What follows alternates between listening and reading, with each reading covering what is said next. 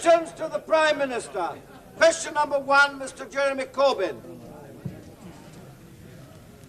Mr. Speaker, sir, my honourable friend, the Minister for Housing, announced on the 27th of March additional allocations of £88 million to London boroughs in 1990-91 to relieve homelessness, in particular to move homeless families out of unsatisfactory bed and breakfast accommodation. The Housing Corporation have also announced details of £45 million worth of schemes to help the homeless over a 2-year period. This year we are increasing to £2 million the support we give to voluntary organisations who help and advise the homeless. Corbyn. Will the Prime Minister accept that 10 years ago, in 1979, there were 2,750 households in temporary accommodation in London? The current figure is over 25,000, and a further 2,000 people are sleeping on the streets. And that when her government asked the local authorities what resources they required to deal with the homeless problem in London, they asked for at least £480 million. They were given less than 1/6 of what they wanted. Does she not agree that people sleeping on the streets of our capital city, being charged exorbitant rents, and children being brought up in bed and breakfast hotels is a disgrace to a civilised country? Mr. Speaker, I announce very considerable extra expenditure to relieve homelessness. The honourable member will also be aware that there are considerable numbers of empty council properties which, if they were brought into use much more quickly, could reduce the number of homelessness. For example, in Islington, there are 1,162 empty properties. If these were turned around much more quickly, that would make a great contribution. That would make a great contribution to relieving the homelessness. Sir George Young. Is my right honourable friend aware that homelessness in London will be tackled more effectively following the gain by the Conservatives of Ealing Town last Thursday, where a Labour majority of 20 was converted into a Tory majority of 10. Would she agree that the cause of homelessness is not served by leaving properties empty for long periods of time or by allowing squatters to take control of them, and that a Conservative administration is pledged to make the best possible use of the housing stock? Yes, Mr. Speaker, I totally agree with my honourable friend. A Conservative administration will manage the housing stock very much more efficiently in the interest of everyone, and will manage the whole of local authority expenditure more economically and better than the Labour authority of the past. Mr. Pike. Number 2, sir.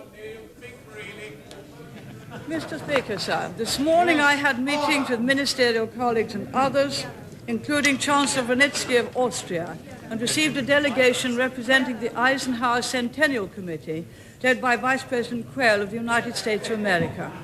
In addition to my duties in this House, I shall be having further meetings later today. This evening I hope to have an audience of Her Majesty the Queen. Mr. Pike.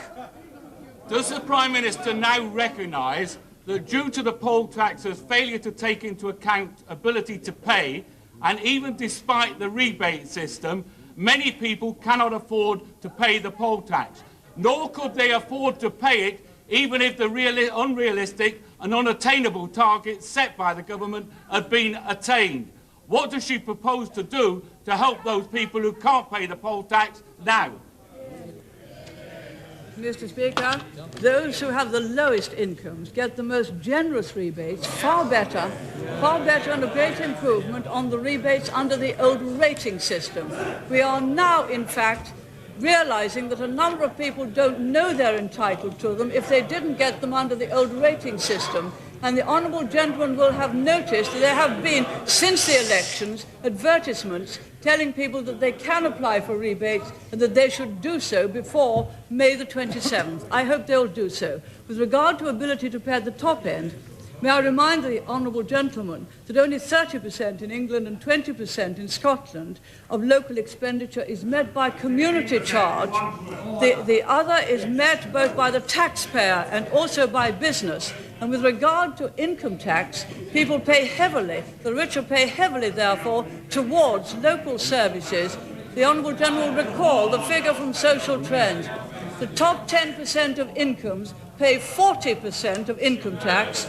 The bottom half of incomes pay only 15% of the yield of income tax. Mr. Ivor Stanbrook. Number 3, sir. I defer my honourable friend to the reply which I gave some moments ago. Mr. Stanbrook. Mr. Speaker, I've been reflecting upon the impressive performance of my right honourable friend. Make it a question, please. I'm coming, Mr. Speaker, I'm coming. Last week, when she defended British sovereignty against ideas of political union, but bearing in mind that a united Europe is Churchillian in conception, and chauvinistic France is able to take the lead in promoting political integration in Europe, is there not a danger that my right honourable friend's attitude to Europe might lead to a Europe united against us, which is what British statesmen have always attempted to prevent, and would not that be a bad thing for Britain?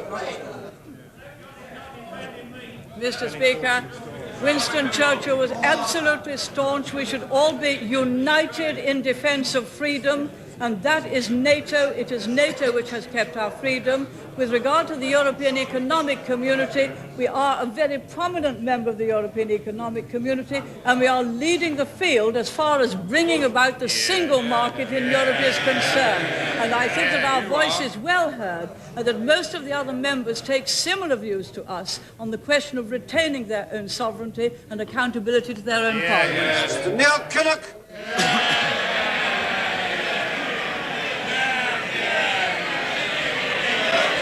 I'm inclined to say Merton. No, order. Mr. Kinnock. Thank you, Mr. Speaker.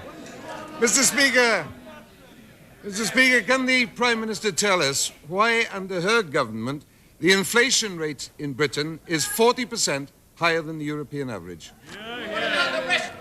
Mr. Speaker, the right honourable gentleman is aware that our top responsibility is to get down inflation,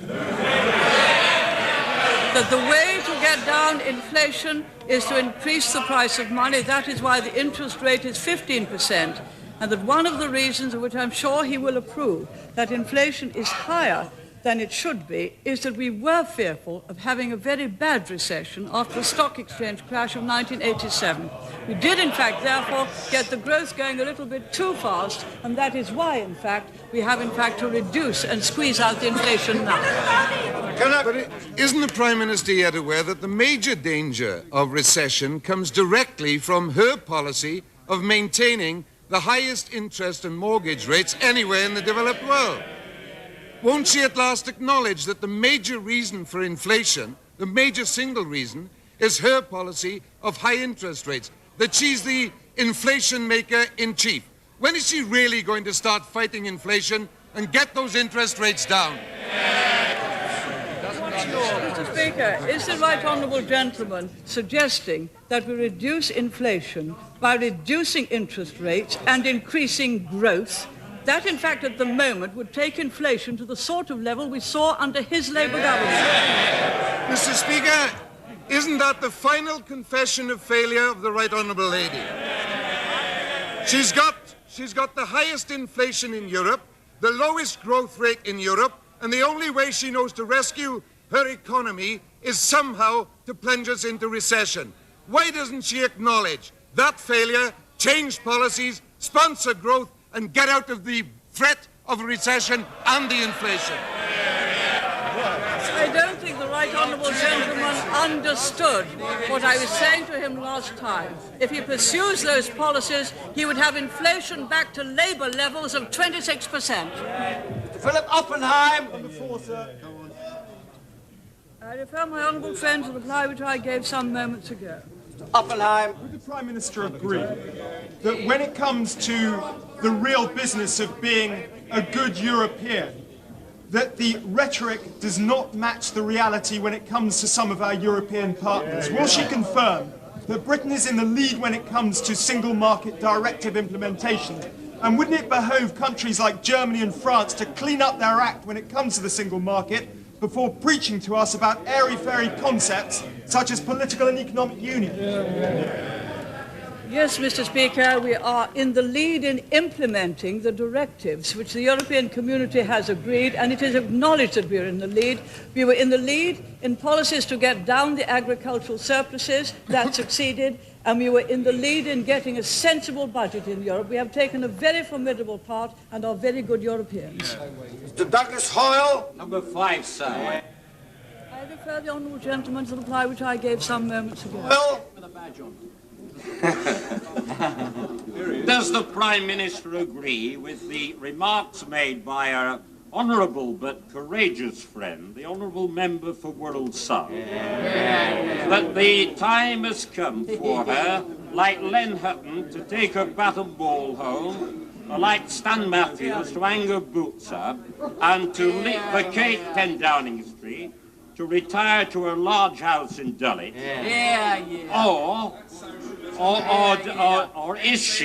Or is she, despite the lack of confidence shown in her, even by Conservative MPs, determined to carry on and on and on?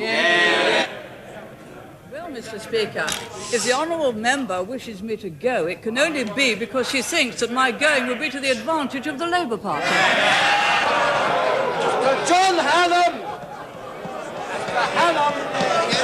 Number 6. Order. Order. Number 6.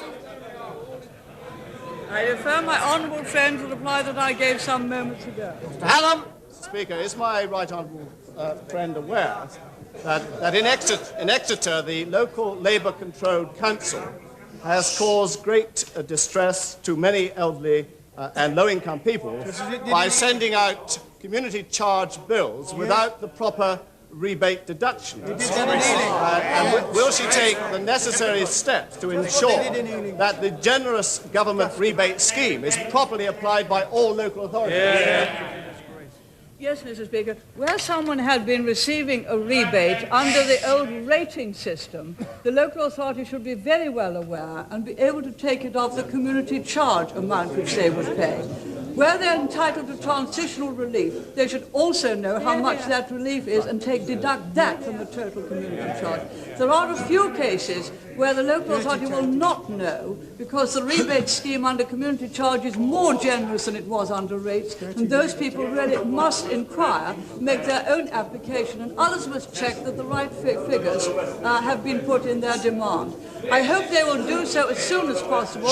Most well-run authorities have already deducted the rebate and the transitional relief. Where that has not happened, I hope people will apply, and they will see advertisements now to that effect in local newspapers, bringing it to their attention. Mr. Donachie. I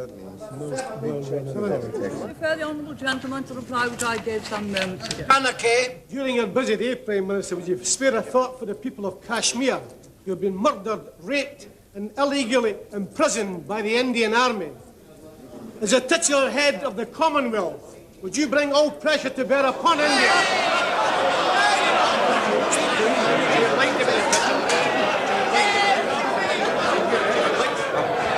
Order, order, order, order. Come on, Jimmy. And the Prime Minister of Great Britain to force India to withdraw our army from Kashmir and allow the Kashmiri people freedom, the freedom they've fought for so long. The honourable gentleman knows the head of the Commonwealth does not require, nor are we entitled to give any advice in the discharge of those duties.